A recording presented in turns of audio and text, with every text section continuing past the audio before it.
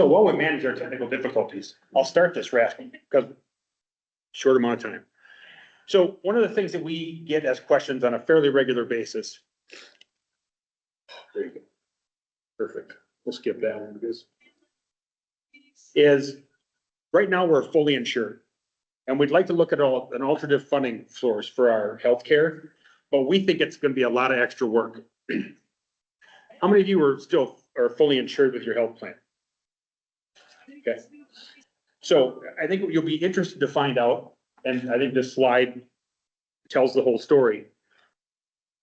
Everything that's in your health plan is in there, whether it's fully insured, level funded, or self-funded. It's just a matter of how are those pieces put together. With fully insured, you write a check to the insurance company every month and you're all set. As you progress, level funding gives you the opportunity to have a little more hands-on in, who's my network going to be? Depending on who you work with, you can pick a PBM, so you can pick some of your partners. And when you get to self-funded, you get to be part of all those decisions. So what I want to talk about today is how do you put those puzzle pieces together so that it's not more work for you and the HR staff at your employer. So there's 6 pieces to this, regardless of how you're funding your employee benefits. And marketing did a great job with this, so we're just going to jump to it. We put the broker consultant first because I think that's the biggest thing you have to get right. If you have a good broker consultant that understands level funding and self-funding and all the players in that arena, they will take 95% of the work off your plate. Any more? Correct. Yeah. And I say that, and I don't do it flippantly, but if you try to do self-funding with someone who doesn't understand it or hasn't done it, I have never seen it go well. So that's the first step. Next, you get your third-party administrator.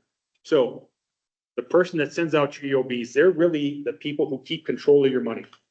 So when the claims come to them, they look at, is this a covered expense?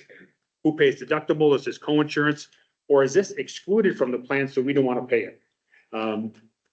Just like a lot of things you would think, if I've seen one TPA, I've seen all of them. Couldn't be more wrong. If you've seen one TPA, you've seen one. They all do little things different and some things better. So again, I refer back to your broker consultant. They'll know how to help you with that. Pharmacy benefit manager. When I started doing the insurance business 30 years ago, we almost didn't even worry about this because it was a very, very small part of your healthcare spend. Depending on the study you look at today, that number is between 20 and 30%. And I hate to tell you, but it's not going to get any better. With biologics and new things that are coming down the pipe from the FDA to be approved, there's a pancreatic cancer drug that they think will cost $1.5 million or $2 million when it comes out. So that's one of the tough things you have to deal with is how do we cover that? Yes, I'm almost done. Oh, geez. All right. Stop loss carrier. So it's insurance on your insurance. So when you're level funded or self-funded, you have to pick a deductible level. Say it's $10,000 on each belly button cover. If something goes really wrong, there's a car accident, there's a preemie baby, the stop loss carrier is there to protect you. This one I'm particularly interested in. So one of the things that people worry about is if we change networks, we're going to lose providers. So if you walk down the street in La Crosse and say, who do you need to be in network? We need Gunderson, we need Mayo, give me Vernon Memorial, give me Toma, give me Winona, give me Black River Falls. Most networks are going to have all those providers in them. It's simply a matter of what kind of agreements do they have with those providers to save you money? And 2, will your network allow you to construct your plan the way you need to achieve your goals? Those are the 2 big questions to ask your consultant. Wrap network. So this is if you have kids that are out of state or sales folks or technicians scattered across the country that can't be here, that's what covers them. Or if you're skiing in Colorado and break a leg. So last plug for the Alliance. You do not have to be a member of the Alliance to access any of our information. You can go to our website, www.thealliance.org, and see all of the webinars that we've produced in the last, I think there's 3 years. If you want to have some real fun, Are You Audit Ready is the next one we're doing in January. Yeah, everybody gives you that face. If you want to have a ton of fun, in Madison in April, we are holding our spring symposium. We always get great speakers in for that. Free to attend. Again, you don't have to be a member. Just show up. We'd love to have you. I'll be around if you guys have questions because I am over my time. Oops, sorry. All right. Then I'm going to throw this over to Josh and Heather. Just a moment here. You can all watch me struggle. Feel like it's like the ultimate like nightmare scenario where like there's a bunch of people watching you in the room clicking on your computer. Libby, the new nightmare is, did not the test in the class you never went to, but Yep, you're up front, you can't figure out screen sharing. or- yep. And it's really quiet. Everybody's watching. Someone's tapping their foot. Okay. And then you forget the other piece that has the rest of the words you need to say over here. Not where you watch from here. Do it, great. Okay, perfect. All right, so we personally at Innovia, we work with Gallagher a lot, so I get to see Josh almost every week.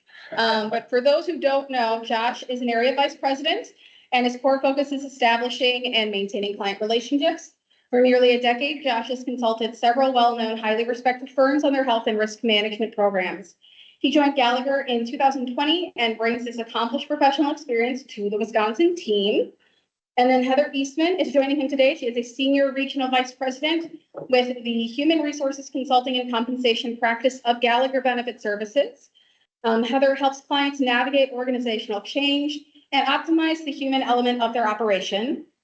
With more than 25 years of leadership roles in HR strategy and operations, Heather's expertise lies in growth strategy, optimization and turnaround, M&A integrations, and organizational development. So I will hand it over to both of you. Thank you, Emily. And let's give a hand for Emily for doing all of this stuff here with the technology. Thanks again. And also thanks again for the sponsor here with the Alliance today. I appreciate the nod to saying that the broker does 95% of the work. It makes me feel important, but the Alliance is a great organization. So thank you again for your sponsorship. As Emily had mentioned, I'm Josh Bergman. This is Heather Eastman. So we're happy to have this conversation with you today. It's interesting because in our biography that Emily read off, nowhere did it include AI. So why on earth are we the experts to come up here and talk about a subject that is so on the bleeding edge and so cutting edge that we're the ones to talk to you about it today? Well, what we want to do is take something that really no one is an expert in yet. Even if you ask those who are deeply enrooted into the AI space, they will say, we're not experts in this. We're just trying to research this and figuring things out. So we've done a lot of research on our end to bring a really complex field into the HR space. So what we want to make sure that you walk away with when it's all said and done is that you get a little bit better of an understanding as to what AI is, how it's impacting our life, how we're using it without even maybe realizing it. And then moving forward, how can we take this extremely complex field and just take baby steps to implement that into our daily lives, implement that into our HR lives. That action item is going to be key as we part today. So that's what we're hoping to accomplish, right? Anything to add there, Heather? No, I was gonna say, neither one of us is, as I said, are experts. However, our clients are asking us questions about this daily. And so it's something as an organization we started to research. I will share with you some of that information today. And then Josh has just taken kind of a personal interest in it and has done some reading. And so it's fun. I think we'll bring two different perspectives. The one thing I will say, kind of looking out of this room, nobody looks particularly panicked right now. So maybe we should not have titled our presentation, Don't Panic. So. Well, Emily was trying to get through it here. The technology was tough. There was no panicking, but There's a little panicking. maybe a little panicking. It's here, because I know I was gonna be doing All good. So aside from the introductions, you've heard a bit about myself, you've heard a bit about Heather, you heard a little bit about Gallagher. Aside from that, Heather has a dog named Ben, which is at doggy daycare at the moment. Yeah, he's having a good day today. Having a great day today, playing with his friends. I'm in the Milwaukee area myself. I've got a wife and 2 kids. They don't go to doggy daycare, but they probably benefit from it. And then you're in the Minneapolis area. Yeah, I'm correct? in the Twin Cities. In the Twin Cities. Perfect. All right, so why don't we go through goals for the day? I ended up touching on it, but Heather, why don't you cover those 3 objectives? Yeah, we're going to talk a little bit about how AI is being used currently in HR. And hopefully we'll engage you to share some of your experiences to the extent that you have any. We're also going to share Gallagher research that we've been doing on the topic. It's limited, but I think if nothing else, it's going to make you feel a little bit better about where your organizations probably are. I think a lot of us are very much in this early stage learning phase. We're going to talk about some of the cool things it can do and some of the risks that are associated with using AI as well. And then finally, we want you to leave this room with some practical ways that you can apply what you've learned. So not just talk about it, but bring back to your organization. We have a short checklist of things that you could probably start doing today that would serve you well. So Perfect. is there anything that you all want to get out of today that isn't in that list? It's a great question. And those that are virtual feel free to chime in. Yes, it's much more fun when everyone participates. The other thing that I'm curious about too is just raise your hands if, then we won't be able to see it virtually, but raise your hands if you, on a weekly basis, are using like the ChatGPT or, wow, this is awesome. Perfect. If you don't mind asking, just kind of shout out, what is it that you're using it for today? Policies? Job descriptions? Rephrasing my emails, not nicer, but direct. Crazy emails. I like that. Perfect. Organization-wide announcements, okay? Helping managers do reviews. Managers do reviews, excellent. Awesome. And so, One in the chat. yeah, perfect.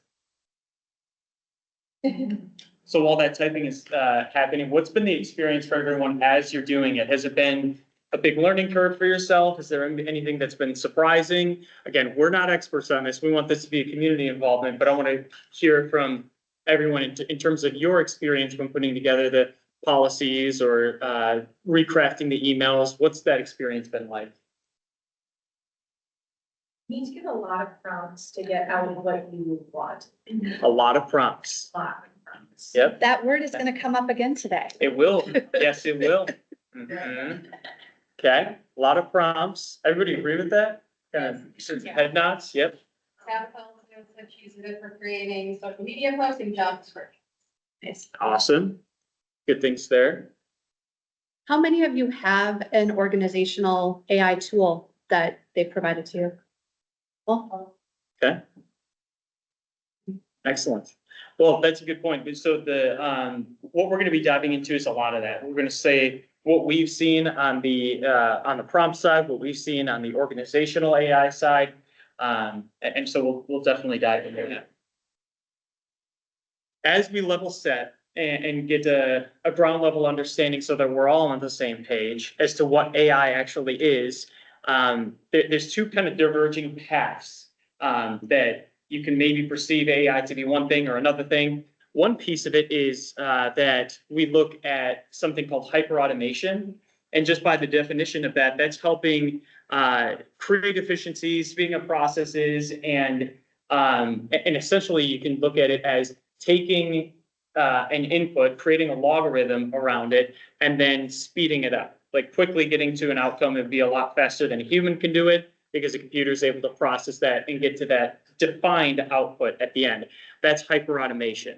And I think that as we see more AI get embedded into our lives, it's easy to look at that and say, oh, that's AI. Like we're using AI because we have this process that's being expedited, but that's not really the case. One of those that I think that I'm hearing a little bit more frequently of is if you're at that time of year where you have benefits and you have something called a decision support tool, they're like, yeah, we're using AI. We have a decision support tool. That really is not artificial intelligence for the most part. That's going to be that somebody is feeding information in, there's defined benefits, and that it will give you a defined outcome, which is you should look to go this direction because of all the inputs that they've had in, there's a defined output that comes out. That's a hyper-automated process. Whereas artificial intelligence, and we have this bolded and italicized, has the capability to learn more than it does just taking in an algorithm and spitting something out. And those that are coding the artificial intelligence platforms today, if you were to ask them, how is it that these are learning? They might give a roundabout answer, but eventually they're going to get to the spot of, we don't know. We don't know exactly how it is that this is spitting out the information that it collects, but the artificial intelligence is taking a mass amount of information, and what the coders are doing is creating the rules. They're saying, here's the rules as to how this works. Here's the rules as to how to translate something from English to Spanish. Here are the rules as to how to play chess. The artificial intelligence is the one that's taking all that information in and then creating its own output rather than having a defined output. So as we look at AI in the market, those learning platforms, these are going to be ones that you commonly see. We have ChatGPT 4 or OpenAI. ChatGPT 5 is coming. I don't know about you guys, but I will never forget the day that somebody showed me ChatGPT and they said, just ask it a question. I was like, okay. And then I asked it a question and then bam, it was right there within 5 seconds. And it was, for the most part, from what I've seen in my life, pretty accurate on what the question I asked, what was in terms of providing an answer. It was, I mean, it was really something where we looked at, or at least I looked at it and I said, this is going to absolutely change the world. It was similar to and we're still going through these situations where we look back on YouTube and it's these questions or these news articles or whatever saying, well, what's the internet? But can somebody define the internet back in 1998? We're at this spot where we're trying to articulate what artificial intelligence is, almost like we're trying to define the internet in 1998. So it's exciting. It's a really interesting place to be in, but ChatGPT was the one that kicked off and really changed everyone's minds to what a learning language model can be and what AI is going to mean in our lives. Since then, we've seen a lot of companies move forward with that. So Meta partnered with Facebook and they have Llama 2. If you're using Microsoft Edge, you're probably seeing that's popping up on Bing. They're using the Llama 2. It doesn't necessarily show up that way, but it comes up in a search. Google was next. So they were freaking out because what do we do if we need an answer in our life? We go onto the internet, we Google it. They were freaking out because they're like, is that going to, are we going to lose market share?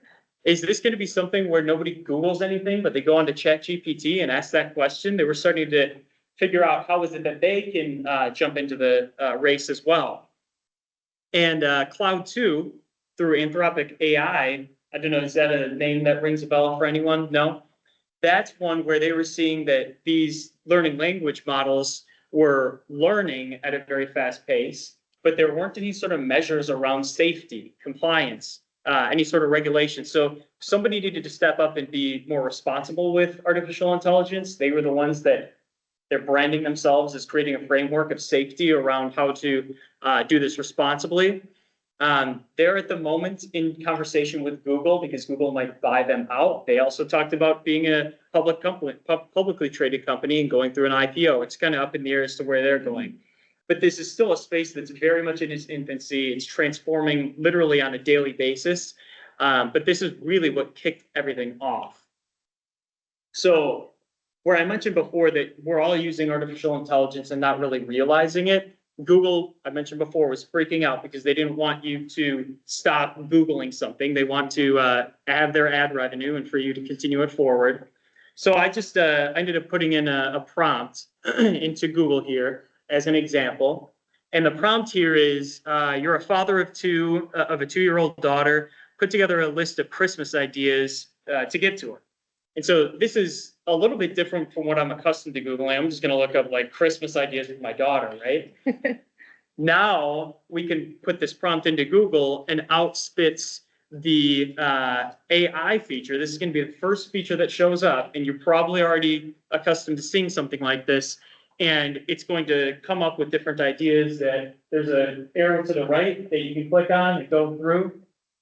And then you're going to see that it has the AI overview at the top, that little diamond. Remember that on the last slide, Gemini? They've already built it right into their platform. So AI is happening without you even realizing it. And I just wanted to highlight that because it's already happening in our lives. Another piece here is, if we put that same question into ChatGPT, we're going to get a bit of a different experience. It's going to be that full list. I bring these two up because the different products that exist in the marketplace will give you different experiences or responses. And so we're all aware that there's all these different places, but what we want to highlight and move forward with is that we can get different experiences or different outcomes as we become wise to the products that are out there and how to best use them. Any comments there for yourself yet? No, not Nope. yet. I'm going to have you jump in a second. Yeah. Another piece, if you haven't used ChatGPT in a while, they do have image, surprise me, write something, coding. They have all these different features to make the user experience that much better. And if you haven't created an image on ChatGPT yet, I would encourage that you do so. It's just a lot of fun to do it. And so mine was, I'm a Packer fan, and Donald Driver is my favorite Packer of all time. I think he's awesome. So I said, create an image of Donald Driver wearing a Green Bay Packers uniform and carrying a pineapple in a grocery store, pretending that he's running to score a touchdown. And this is what it spit out, this beautiful image. Now, if anybody's a Packer fan here or knows Donald Driver, that does not look exactly like Donald Driver. So we're going to touch on that in a second. But in terms of what we want or what we want to get to, it's also refining our process of when can we use this technology, especially within our HR lives, and when can't we? But it's still fun. Really cool picture. I was happy with the output. You know, it's interesting because when we get to the risk section, I think Yes. that's one of the things that you'll start to see sort of thematically is it gets us to a certain place, but it only to a certain place. And as we Right. were thinking about how we were going to present today, I thought it would be hilarious if we put, you know, how when people introduce themselves, sometimes they have their pictures up. I was like, we should have an AI generated pictures and then have some like hand sticking out of our head or, you know, something that's obviously askew. And then like, what if we ask it to actually write the presentation? And, you know, I'm guessing it would be fairly dry. Yes. So we'll talk a little bit about how, you know, all of us are using it in the organization. And I do think it's added so many cool efficiencies for us. That said, I find myself that I have to spend some time refining what it's put out because it doesn't sound like me yet. Yes. That's right. Yeah. So Josh kind of pulled the room here earlier. We had some input coming from online as well, but we'll talk a little bit about what we've seen in our research. The top reasons or ways that we're seeing AI used in HR currently are job descriptions. Somebody said that. That's a great application, straightforward. It can learn as we go. Your job descriptions, no doubt, can be more comprehensive, better, more consistent. Job postings as well. Bias, somebody mentioned this, removing or changing language. So we have seen people getting the tool trained to make sure that the information that they're putting out is equitable and fair and free of language that would have any type of bias included. Engagement and culture. We have, one of our consultants was asked to write an employee handbook in the voice of the president of the company. And the way that they were going to have to do that is watch a couple presentations that the president had done, as well as read a number of the emails that she had put out. So we had a human being and she did it and they loved it. She did a great job. But this is something that AI can do as well. As it starts to learn you, as I mentioned, my using of it has been pretty sparse so far, but as it gets to know you as a person, frighteningly and coolly, it can start to adapt your voice. And I don't know, there's a feature in Microsoft Office Suite when you're typing emails. If you have started to see it suggesting language for you, it starts to recognize your keystrokes and starts to recognize some of the patterns that you're using and knows what you very likely might say. So again, all of it, super interesting and cool. Translation's a huge one, especially as we get through some of these new compliance laws that are coming out and how we need to communicate with employees. The ability to hit a button and have that translation just done instantly is pretty remarkable and pretty amazing. Has anybody done any sort of translation on ChatGPT before? Was it accurate? You have to, again, give it prompts. So Yes. we have some employees that only speak Spanish. And so instead of saying, oh, translate this whole employee handbook to Spanish, you like translate this to formal Spanish, Mexico. And then it gives you a better dialogue, yeah. I used it myself for Duolingo. So instead of paying for the Duolingo Pro or whatever, I found a tip that you could take a screenshot of what you did wrong and be like, what did I do wrong? And it'll tell you why. And you can actually have a conversation with it in the language as well, like the Duolingo Pro person can, because it's using ChatGPT to do so. So pro tip. Don't pay for Duolingo, just use ChatGPT. Well, there's a feature in Snapchat that you could create a character that then talks with Snapchat. I have a 16-year-old daughter, and about a year ago, I could hear her just squealing in her room. And so I went in and was like, what are you doing? And she had created a character that was J. Dahmer, and it was a male. And she had the glasses on, and she was chatting with Snapchat and saying things that were a little concerning. And I was like, Elizabeth, I know it's a machine, but this is a good way to get yourself in trouble. We're not going to play this anymore. And she, of course, just thought it was funny. So yeah, it's amazing. Yeah. Okay, so Gallagher spends a lot of time researching the market, things that employees are asking about. We did a survey in Q4 of last year that was published in Q1 of 2024. That's where we're at right now. And we asked how are organizations using AI and HR. So it sounds like I'm surprised actually at how many of you have started to dabble, because I think many of you are ahead of the curve, quite frankly. You can see that the majority of organizations are kind of either not thinking about it or just considering it. And the orange really is the respondents that are actively using it for these particular tasks. So recruiting, writing job descriptions, no surprises there. Performance reviews, we haven't seen a high level of adoption, but I love the fact that you guys, it's helping maybe come up with words or language that people weren't able to think of on their own. I would say conversely, there's some risk in that as well, depending on what the technology cooks up for you. Creation of emails, somebody had mentioned that as well. That's another big one. So any surprises on this list, or are there uses that you are tapping into that aren't represented on here?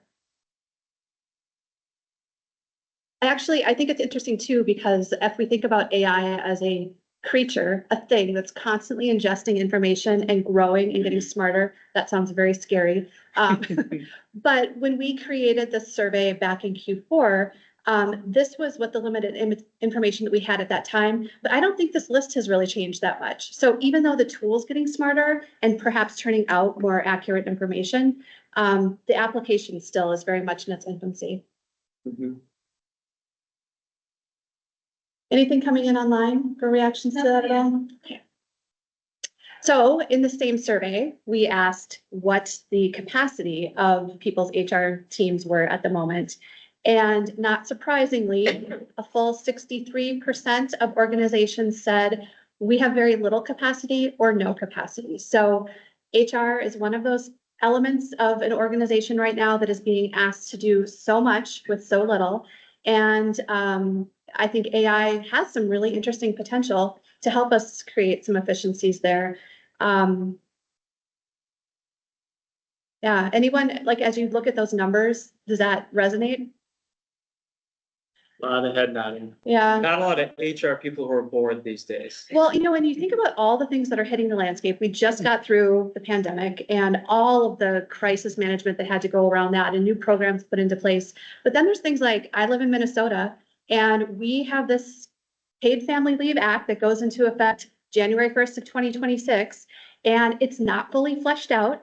So you can only give partial, guidance to organizations, and it bumps up against STD, it bumps up against sick and safe. And we've got Wisconsin clients that have Minnesota employees that are having to rethink their entire, PTO programs. And it is a heavy, heavy lift. And so these are things that were kind of thrust upon us. And I'm guessing your staff size hasn't changed, but now all of a sudden you need to be experts in all of these various leave programs and elements. And so, yeah, capacity seems to be dwindling. Definitely. And that's why when I look at the conversation around AI and HR, AI is a time-saving tool. And that's really what it turns into, is that because of this survey information, I'm thinking like AI, the better we can get at it, the better we can manage our time and then move away from this very little capacity. Well, I shouldn't say that it's going to suddenly open up our lives, but we should be able to do the things that we want to do more strategically than tactically. So I think we know at this point, it's no longer a question of if, but rather when. So Gartner, I'm sure many of you are familiar with them. They follow and evaluate technology platforms.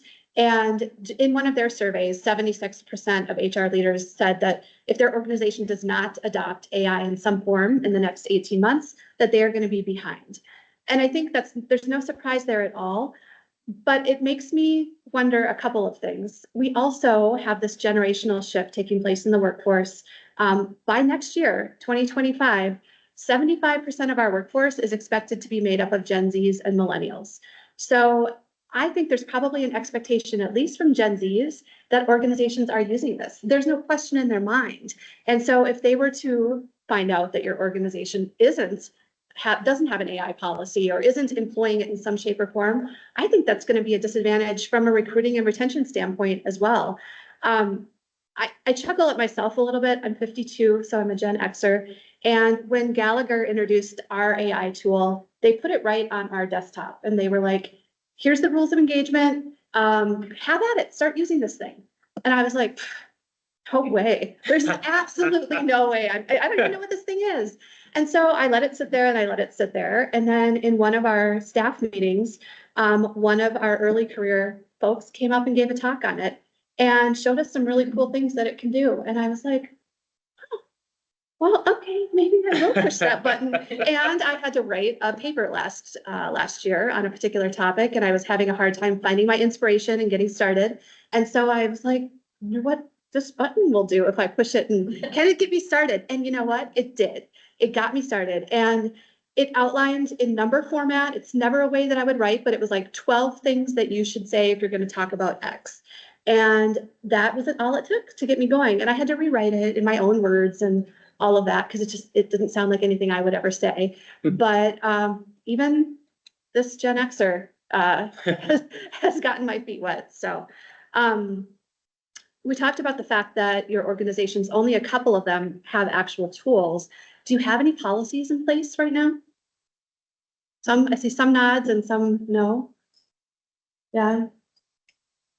It's one of the things we'll talk about sort of as we get to the end of this as well, is, one of the things that is going to need to happen is figuring out who's responsible for the use of AI in your organization. And it's probably multiple people and probably multiple departments, but the need to have some regulation around it too, because like anything, left unregulated can sometimes get risky and out of control. So Heather, do you see companies concerned about, from our standpoint is, we'll talk about, write this from the standpoint of a financial services company or a bank or a credit union. And we're very careful not to be no customer data, no proprietary information, because we don't want it to learn and then apply that stuff to another financial that's asking the same question if we feel like it's a trade secret. So is that Yeah, concern you see? absolutely. And that's when we talk about policies. I mean, there's things that your HR department wouldn't want you to do with it. There's things that your compliance department and your legal department wouldn't want you to do with it. And so making sure that everybody that needs to weigh in and have a voice is setting their parameters. And Josh will talk about that a little bit, but yeah, there's a lot of risk involved. And one of the things I find somewhat funny about Gallagher's tool, we're a 100-year-old company. So I was surprised that we even had something out there that quickly because we're kind of a little bit slow to adopt sometimes. But ours stopped, it's only got in data that was ingested through 2021. And it's helpful and useful for things that general topics, but can you think about how much has happened to us since 2021? And so I think, you know, the last 3 or 4 years, at some point, someone's going to need to put that in there as well. But yeah, we have very stringent rules around the types of prompts that we can ask, the types of information that we can be using or sharing in there. Good So- question. Oh, I was gonna say, I do you didn't get to wanna make my funny remark. Which is, make your funny okay, so remark? it's so cool. We can do all these great things with with AI. So, you know, what's the downside? Like, why is there a reason why we can't have nice things, Josh? There is a reason why we can't have nice things, Heather. So who's heard of the Stephen Schwartz story? I'm seeing some nods, some no's. This is gonna make those that know the story smile and also say, oh my goodness, this poor man. Stephen Schwartz is or was an attorney out in New York. And yeah, Wow. here's some foreshadowing. Was an attorney out in New York. This individual was not a new attorney. He had 30 years of experience. He was very well respected, and he had a court case where he had an individual who was on an airplane and ended up having their knee get hit by one of those metal rolling carts that they go down the aisle with. And so that plaintiff ended up suing, Avianca Airlines back in 2023. And so what did Mr. Stephen Schwartz do? He was looking around in case files. He was looking on Google and was not finding much of anything. But he ended up punching into ChatGPT. You know, you're a lawyer, you're dealing with this case, metal rolling cart, injured individual, hit the knee. Please bring out case studies that I can use with this. And so it ended up spitting out 3 case studies in particular that he was able to use and then apply into the court case. And the court case ended up moving forward. There was a judgment, a ruling, everything moved forward from there. And then it came out that these 3 court cases that he was citing for his plaintiff did not exist. ChatGPT made them up. They never happened. And so this individual was brought back in and he was to see a judge essentially saying, what happened? And to Stephen Schwartz's defense here, he did profusely apologize. And he said, no, I did this. I went on to ChatGPT. I was trying to do my research and I'm extremely embarrassed. I'm very sorry for this. He ended up losing his ability to practice law. But it's becoming one of those case studies. And he's forever going to be one of those recognized in the early stages of policies around how to use AI, because he put into a court case these case studies that never existed, these cases that never existed. He was unaware that AI even had the capability to make something up. But it's a really good lesson to learn in that what the AI platform is, and as you mentioned about the Jay Dahmer with the Snapchat or whatever, it feels human. It feels like it's giving you this answer. It's like, wow, this sounds like I'm talking to somebody. It is not human. It's a computer. It's technology that is trying to serve a purpose, and it will do anything to give you what you want, even make up cases if you're an attorney looking for cases. So it's a cautionary tale. We have Darth Vader to remember that there is a cautionary tale that comes along with artificial intelligence. And can you imagine all of the attorneys named Stephen Schwartz out there that are Poor not guy. the Stephen Schwartz? Poor guy. That's Yeah. rough. Yeah, are you the guy that, no, I'm not that Stephen Schwartz. I still have my license. So there are some risks that we already touched on a little bit here. But hitting onto the bullet points too, just so that you're aware, there is something called fraud GPT. That's a real thing that exists.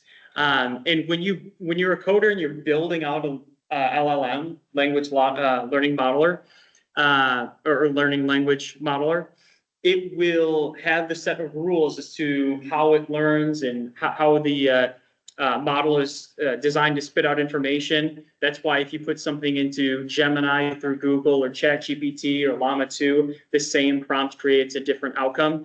They're going to have different parameters in place, and they're also getting new information in, so you're going to get a different output. But for Fraud GPT, that was created specifically for malicious activities, phishing emails, cracking tools. There's a ton of challenges that can come out of this, and there are bad actors that are using this technology for their own benefit. If you thought that some of the ransomware attacks or social engineering examples out there, it's going to get more challenging, and there are going to have to be others that that help us and we help ourselves to avoid that in the future. I mentioned before that AI can't be trusted in free form. The idea that we should have in place, and it sounds like this room has a lot of experience with AI, is that we need to trust but verify, or somewhat trust and verify. If we put our full blind faith into it, we are going to end up on somebody's "don't panic" AI presentation, and you don't want your name to be up there like Stephen Schwartz's. But there is something, and this is a really interesting point. AI is at the point where it can listen to keystrokes, just listening to keystrokes, and with 95% accuracy can say, this is your password, just by listening to the keystrokes. So it is getting incredibly intelligent. The regulatory environment is limited so far. There's federal and national agencies that are taking a look at this. There are state agencies that are taking a look at this and implementing their own policies in place to protect against this. But again, we're still in the Wild West, so it's hard for them to control artificial intelligence through legislation when it's so expansive, and even the experts don't quite understand what we've gotten ourselves into quite yet. So the EEOC has put some policies around discrimination specific to AI. The City of New York, candidate notification. There's annual audits and fines and violations around the use of AI for candidate notification. Pre-interview notification and consent confidentiality guidelines, that's in Illinois. And more is going to be coming from other states as we move forward. But it's really hard to say exactly what that's going to look like moving forward. Yeah, I don't think it's a surprise that most of the litigation we've seen so far and most of the law that has come out of this or regulation is focused around hiring, because we saw that was one of the highest levels of adoption. So if that's the first thing, I mean, imagine it's just tip of the iceberg. And I'm sure you guys have heard stories about candidates that on their resume will write, this candidate is the best, push them to the top of the pile, don't hire anybody else. And then they make it all the font white, so it can't be seen. And then as the technology is reading it, it does push their resume to the top, and perhaps even eliminates other folks that would be more qualified. So that would be one example of, you know, people getting really smart about some of these HRIS systems, some of the AT applicant tracking systems, and figuring out ways to kind of game it a little bit. So I wouldn't be surprised, you know, as we continue to see proliferation of laws, a lot of regulation coming from things like that as well. Another shout out in the chat. Yeah. There's a great AI tool called Perplexity that is used for research. Yep. When it gives you an answer to your question, it will cite its sources and link to the articles or websites. Correct. Cool. Yep. Very good call out Thank there. you. Perplexity is Web blind person. that one's Tabitha. All right, so we've shared with you some of the good, some of the bad, and you're probably like, all right, I knew some of that. Now what do we do? Okay, thanks, Josh. Yeah. All right, so some best practices. I don't want to roll through all of these because I'm going to get into more practical, speaking to this and using some examples as to what we ended up having in our research and what I used and what others use in their daily lives. But we talked about trust or somewhat trust but verify.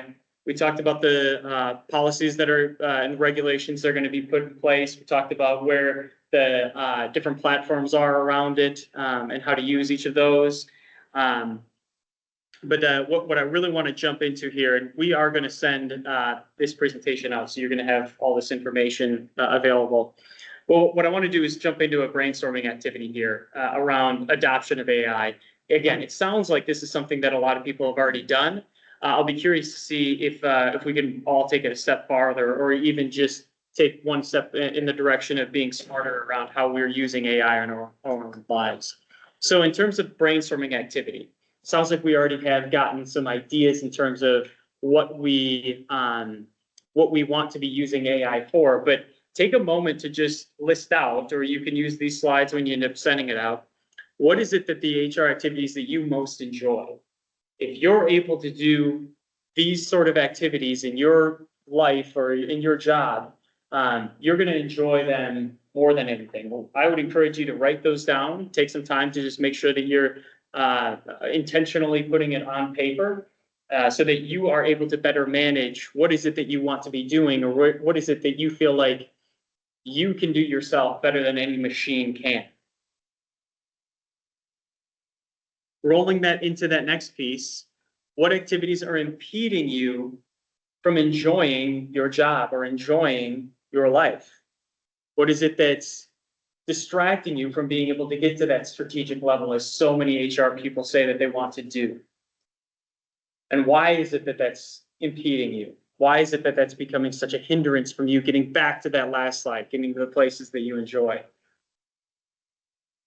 As we're brainstorming that, those in the room and those online, it's pretty easy to sometimes come up with that which you enjoy, but feel free to shout it out at the top. What is it that you really enjoy about HR?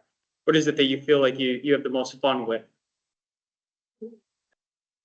Payroll. Payroll. Awesome. You love it? I love it. That's amazing. I have a friend who loves Okay. writing handbooks too, and Yeah? I'm like, who are you? Yeah. That is weird. That's right. What else? What do you guys love about it? I like engagement, Employee engagement. What was that up here? interviewing. Interviewing. Awesome. More of like the in-person or phone interviewing. Yeah. Yep. Perfect. And training. The training portion. Okay. Anything else? All right. And what's impeding you from being able to do that which you love? The training, the payroll, employee engagement, interview, payroll. There you go. Payroll. You asked that in such a positive way too, because you could have said, what things do you not like about it? Yeah. But that's Yes. actually a very positive way to word it. It is a positive way to Did you put use it. AI I'm a to very figure that? optimistic person just Yeah. by nature. That's probably what it is. Okay, so everybody hates payroll. This is impacting our lives in a negative way, except for one. So we could just all outsource to you. This is what I'm hearing right now. Well, I say that because then, obviously the next piece is just splitting it into two sections. There's going to be one person who says, no, I want to do payroll. Everybody else is like, take that off my plate. I never want to look at it. Just if machine could do it, then awesome. I'll trust, but verify that output. But this is a good brainstorming activity as we're adopting AI, is just to stay conscious of those things where naturally, if we're doing things that we enjoy, we're going to be good at them. We're going to create a better output. And when we're doing things that we don't enjoy or it's impeding progress, it's going to hinder us from the satisfaction that we feel like we could have in our own jobs. It's going to hinder us from making an impact with our organizations. So how is it that we can better adopt AI, if there is that opportunity, to push those impeding situations aside, make sure that they get done, but get it done quickly so that we can move on to our passions? Okay, so this is going to likely resonate with a lot of the people who have already started to use AI. So the prompt that we talked about is that situation, not situation, but the question or remarks that we put into that quote unquote search bar that we're accustomed to Google. But it's not a search bar anymore. It's a prompt bar. And if you go onto OpenAI or ChatGPT's website, they're going to have a really cool full page section on what it needs to be a prompt engineer. So if you haven't thought of yourself as a prompt engineer, this is exactly what you are. Congratulations, you just got promoted in your own mind. Can add that to your resume. Can add it to your resume. It doesn't come with a pay raise. It doesn't come with anything else. But it comes with getting those annoying things out of your life and then allowing you to do the more passionate items. So the OpenAI platform, there are 6 things that they define as being quality prompt engineers. The first being writing clear instructions. I think that right out the gate, we were hearing like, hey, you got to tell it exactly what you need to do. There's a lot of changes that you need to have to get to the output that you need. Writing clear instructions, there's a whole section below that, a dropdown as to how exactly you can write instructions. When you are putting in that prompt, be very good, and I think that most people are doing this, but say you are an HR director for a manufacturer with 150 employees, blah, blah, blah, blah, blah, blah, blah, blah, blah. Give as much detail as you can and then continue forward. The more that you can put into that prompt to give it context, the better the output you're going to get. You can also provide reference text. Has anybody done that before? Yeah, good. You can provide reference text by either just keeping it right into the prompt or pasting it right into the prompt, or if you haven't done this before, you can take a URL to say, using this language or reviewing this language within an article or a website. You can take that URL and paste it right into the prompt to create a better output. Split complex tasks into simpler subtasks. Maybe you've seen this before, but when you're putting it into ChatGPT or any other language model, what it's going to do is, if you have a complex task that you're asking it to do, it'll be like, okay, it really hit on this portion, but now it's starting to lose. Like this is getting, as it continues forward, it's either getting repetitive or it's kind of going off base. So don't feel the need to have the model eat the elephant all in one bite, take smaller bits, and then it's going to be able to create the output that you're hoping for. Give the model time to think. So if you are putting in a big amount of information, the previous point allows it to get to the outcome that is most desired when you're breaking it out and giving it that opportunity to fully put all the information in there. I probably did a horrible job of explaining it compared to what an AI person who's working at OpenAI would do. Using external tools. I put this in here, but it's very unlikely that we're going to be using this because this is where coders get involved. So if you're looking under there, you can do it yourself if you're into coding, but there's external coding tools that they can put into the platform to create a better output, and then test changes systematically. This is something where if you're not seeing the output that you need, you can of course say, I like this piece, recraft this message, or using, like, this is a good start, but I need it to be longer, or shorten this into 500 words. Whatever the case is, it's good to test and change those outputs. Again, I created, or I inputted the link here. This is exactly where you're going to be able to see in detail these 6 prompt engineering definitions coming from OpenAI. There, another important piece, I think, is this is assuming that we're talking about you as an individual, but you're all part of departments, essentially, I would imagine, that you've got other counterparts that are potentially doing some of these same tasks. And so when you think about something like writing a job description, you may want to get together with them and say, let's make sure that when we're putting in prompts to write job descriptions, that we're doing it the same across the board and using the same language so that we have consistency as an organization. And just at least making sure you're talking about it, because there are times where it's going to be just for you, but there are other times where it might have more organizational spread. That's right. Thank you. Prompt library. What was a prompt library? Oh, this is something that I ended up learning while I was reading the book. It's The AI Edge, more of a sales related book, but it's a really good look at how we can organize and become better at using artificial intelligence. And if you have a sales department that wants to leverage AI, this book is definitely a good Christmas gift for them to take into consideration. So the prompt library is organizing all of your prompts into one place so that you don't have to recreate the same prompts over and over and over again. And if you want to have this for different platforms, if you're using ChatGPT, Gemini, Llama, I'm trying to remember the one that starts with a P now. Perplexity. Thank you.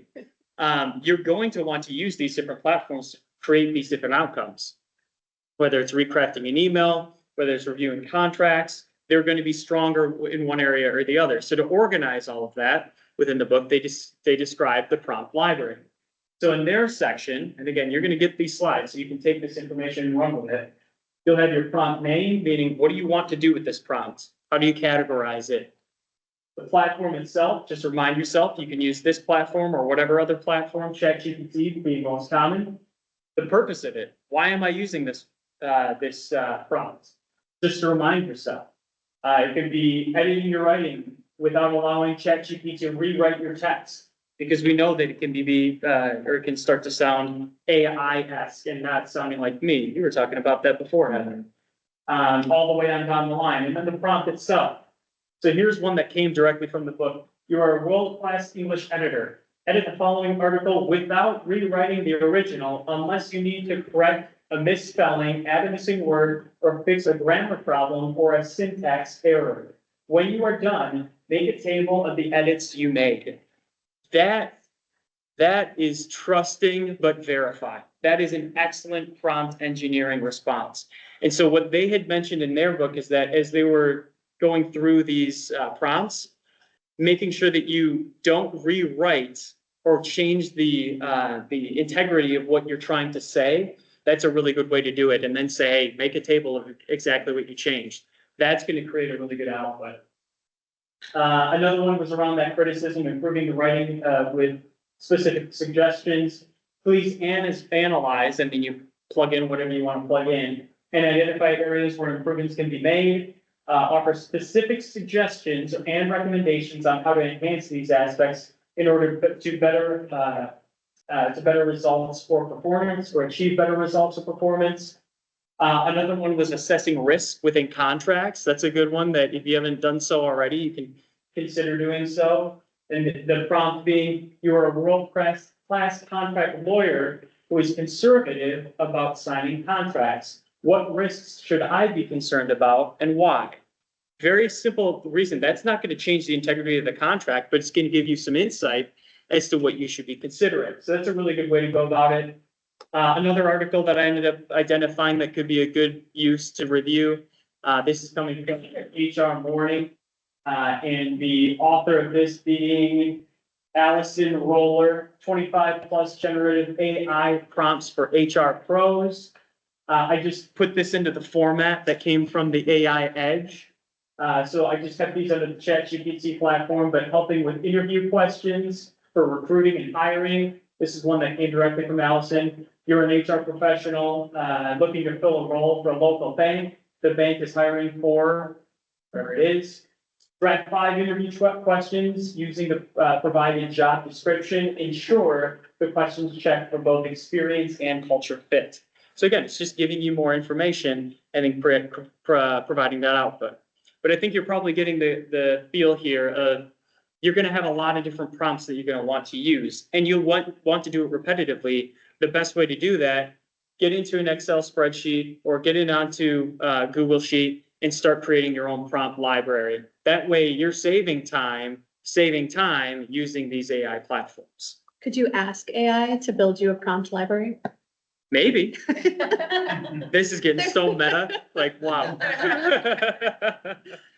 So we're right up against that 1 o'clock time here. So I think we made the most of our time, but if there are any questions, we're happy to answer them. Again, we will disclaimer, we are not AI engineers or experts, but we wanted to at least spend this time where you feel like you could learn a bit more about AI, learn from others in the room, virtually or in person, and move forward with using this to save time, get back to what you're passionate about, not end up like Steven Schwartz and lose your license, but do so in a professional way and in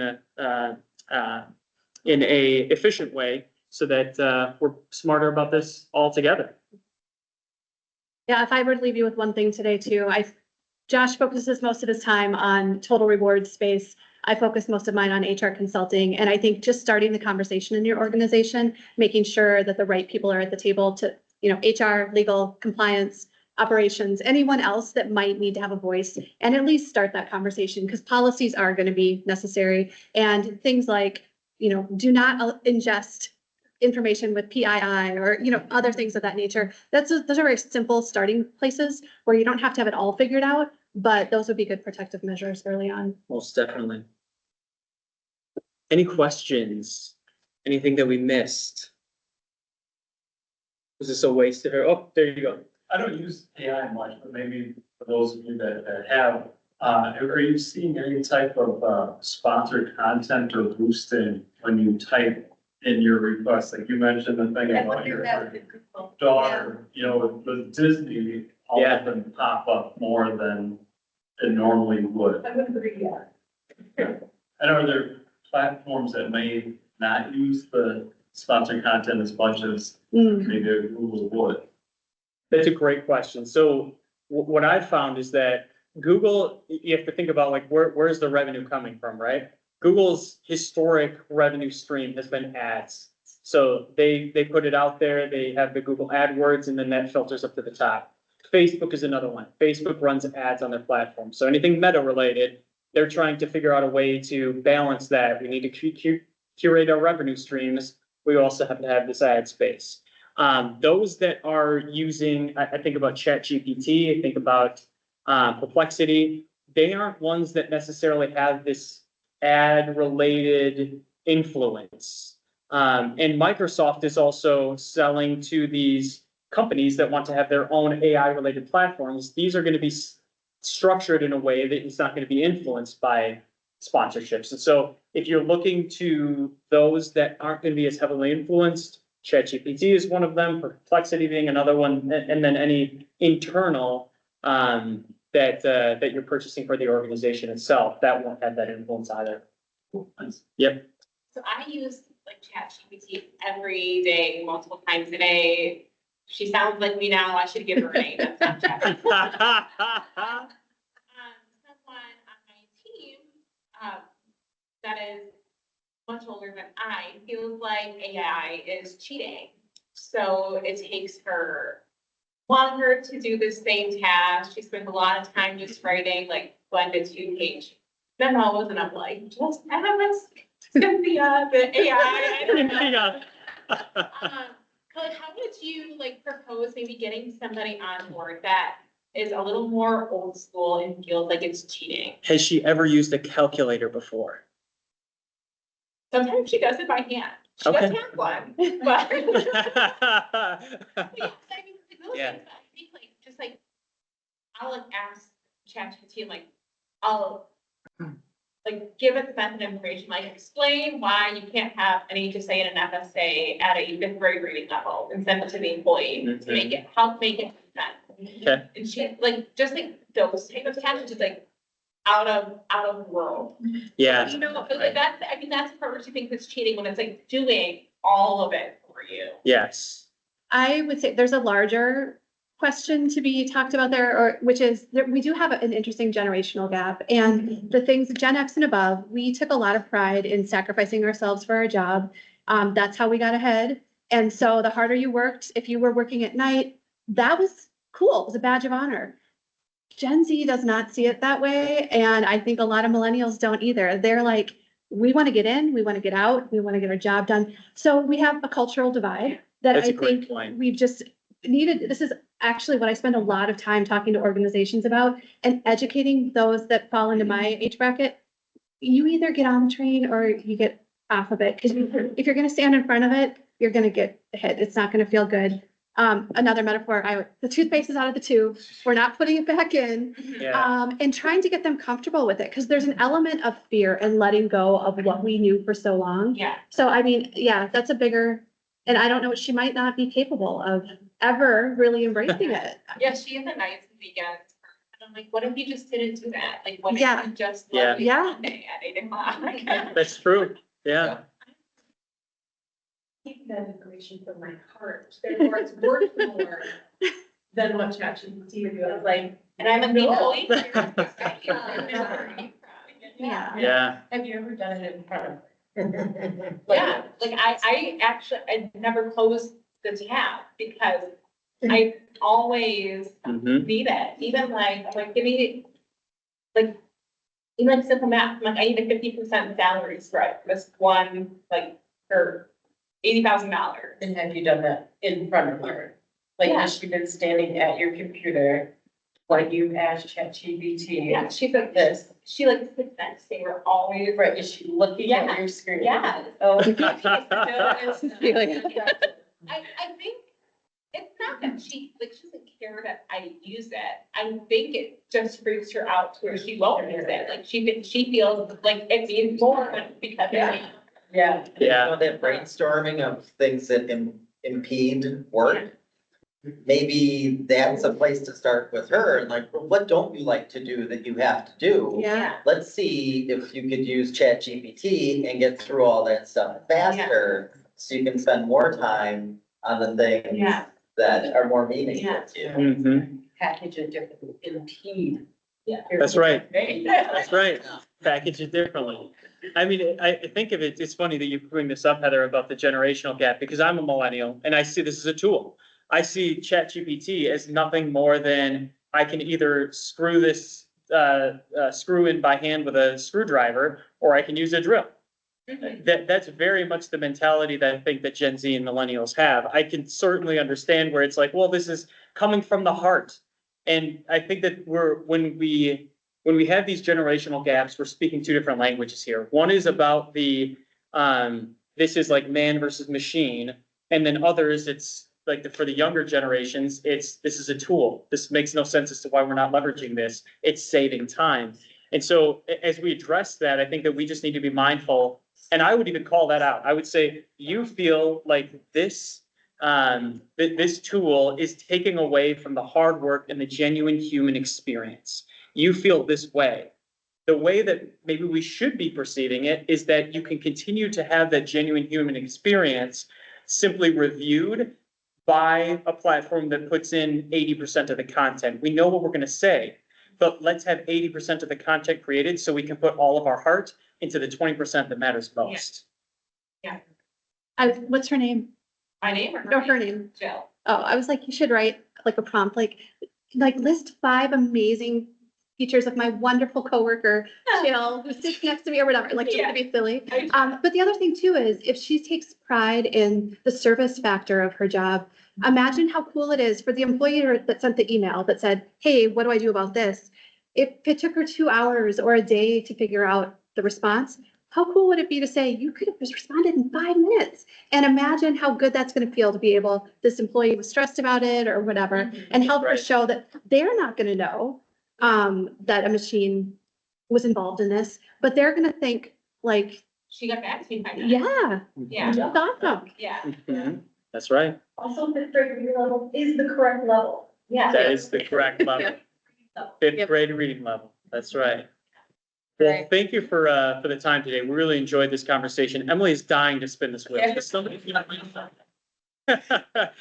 And we're already, a few minutes over Yep, time. So 6 we minutes. definitely want to make sure that we have a winner here. So we are doing a giveaway of Human and Machine. It's a publication from Harvard Press, and they just Nice. updated it a few months ago. So it's very recently updated. Can speakers win? No, you are not on the list. And Kelly, who I believe is online. Perfect. Congratulations, Kelly. We will be Make sending sure it you to get her. that. We have a whole lot of witnesses that she gets this. We You will don't take be it. sending it her way. So I'll reach out to her if you want to have her actually just. No, I'll reach out. This is going to be easier than me trying to Yeah. Perfect. All right. Awesome. Well, I will be sending out their PowerPoint and then I will also send out Mike's information. Thank you again for joining us today. And yeah, that is all that I have. So thank you, everybody. Have a great day. Stay safe, stay warm. Did you notice the owl actually looks like an owl? Mhm. It's got And it eyes and a hoots. beak. It hoots when you boot it up. No way. Yeah. That's awesome. That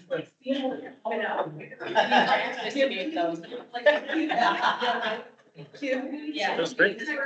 Nice work. Same to you. Partner with you anytime. Yeah, I'm up for that. Yeah. Other engineer. So thank you for having us. Thank you. Hopefully it was not too cringy that we were talking about a subject on which nobody's an expert on.